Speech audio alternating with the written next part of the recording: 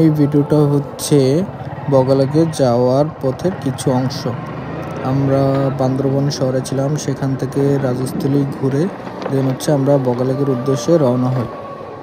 তো বগালাকে যাওয়ার পথে আর্মি চেকপোস্টে আমরা সব কিছু ফর্ম ফিল আপ করে আমাদের পরিচিত গাইডের জন্য 2 ঘন্টা অপেক্ষা করি, কারণ সে বাইরে থাকায় তার আসতে 2 ঘন্টা দেরি হয়।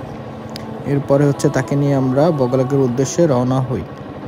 বগালীকে যাওয়ার পথে রমা বাজারের পর পুলিশ চেকপোস্ট রয়েছে, যেখানে গাইড নেওয়া, গাইডের সাথে সব পেপারস সব কিছু চেক করা হয়, সেখানে এন্ট্রি করা হয়। তো সেখানে হচ্ছে আমাদেরকে আটকে দেওয়া হয়, কারণ আমাদের যে গাইড ছিল তার রেজিস্ট্রেশন বাতিল হয়েছে, তাই সেখানে আটকে দেয় আমাদেরকে। তাই আমাদের নতুন করে গাইড নিতে হয়, আবার পেপার কমপ্লিট করে ফর্ম ফিল আপ করে দেন হচ্ছে আমাদেরকে যেতে হয়।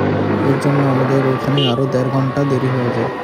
তাই অবশ্যই যারা গাইড নেবেন, গাইডে যে ফর্মটা ফিল আপ করে দিবে সেটাই চেক করবেন উপজেলায় কারো সিগনেচার সিল আছে কিনা, কারণ ওইটা সেখানে পুলিশ চেক করে, ওইটা না থাকলে সবাইকে আটকে দেয়।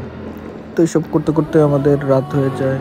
তো এই রাতেই হচ্ছে আমরা বগালাগের উদ্দেশ্যে রওনা হই।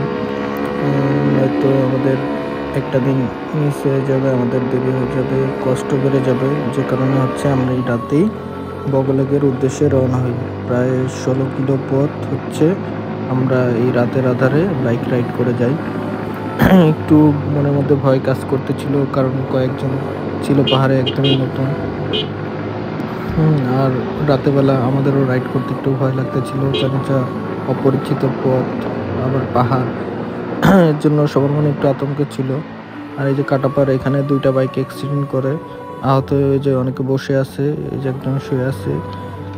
মোটামুটি যে শুয়েছিল তার অবস্থা একটু খারাপ ছিল।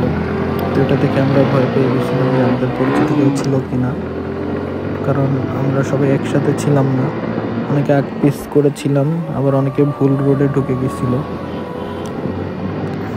তারপরে আমরা কিছুটা আগাতেই হচ্ছে বগালাগে আর্মি চেকপোস্ট, সেখানে হচ্ছে আমাদেরকে আটকে দেওয়া হয় রাতেবেলা আসার কারণে, এত দেরি হওয়ার কারণে। তো সেখানে অনেক কিছু জিজ্ঞাসাবাদ করে দেন হচ্ছে আমাদেরকে ছেড়ে দেওয়া হয়। তো এই ছিল আমাদের রাতের রাইড। তো আল্লাহর রহমতে সবাই সুস্থ ছিলাম, ভালো ছিলাম, সুন্দরভাবে আসতে পারছি। এটাই শুকরিয়া আল্লাহর কাছে, যে যারা নতুন ছিল তারাও ভালোভাবে রাইড করে আসতে পারছে। আল্লাহর কাছে লাখ লাখ শুকরিয়া।